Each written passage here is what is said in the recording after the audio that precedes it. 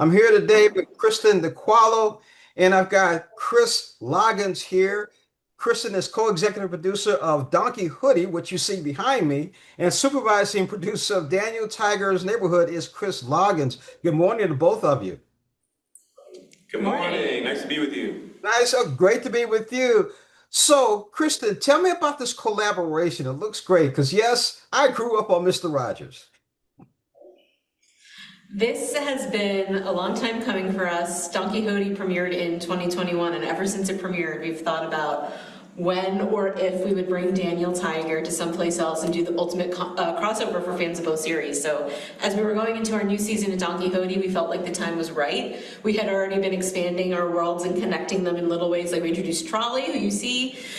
We have the Cobblestone Path, we have Speedy Delivery Service. So we thought it's time. We brought Daniel and Dad Tiger to someplace else, reimagined them as puppets, and gave young fans of both series something really special.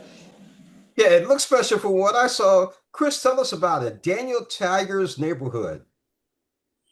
Well, Daniel Tiger's Neighborhood is the first series produced by Fred Rogers Productions since Mr. Rogers' Neighborhood, and we've animated the neighborhood of make-believe from Mr. Rogers' Neighborhood, and it stars little Daniel Tiger. He's 4 years old, and it's all about managing emotions, new experiences, and friendships, making friends, and navigating friendship. But this experience of doing this crossover has been really wonderful and special for me. You know, that, like I said, Daniel Tiger's Neighborhood premiered in 2012, and for that, most of that time, I've been interacting with Daniel in his animated world on the screen. So to work with Kristin and the team at Spiffy Pictures as we brought this animated character into someplace else in the puppet world was just really amazing. And you know, a lot of work went into this, a lot of care throughout the production. But then once we got to filming, it was a very incredible moment for me to be on set with Daniel there and give him a little hug. You know, that was really special for me.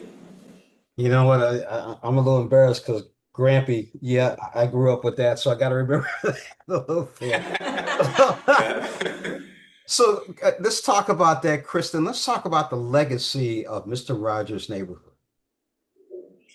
The legacy of Mr. Rogers' Neighborhood and the sort of child development grounding of Fred Rogers in making that show informs both of our series, inspires both of our series, and that comes through in every episode, every day. It especially comes through in this special. But we work very closely with child development advisors to craft the learning messages of our show, and then work with really talented writers to make them fun and engaging from the start.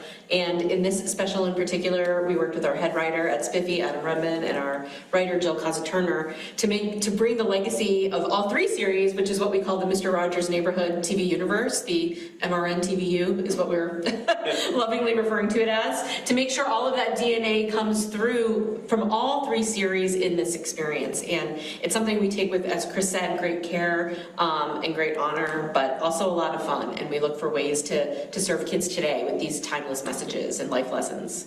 Talk about that, Chris. Talk about the life lessons, because I was listening to a lesson and I wanted to get on that trolley so bad.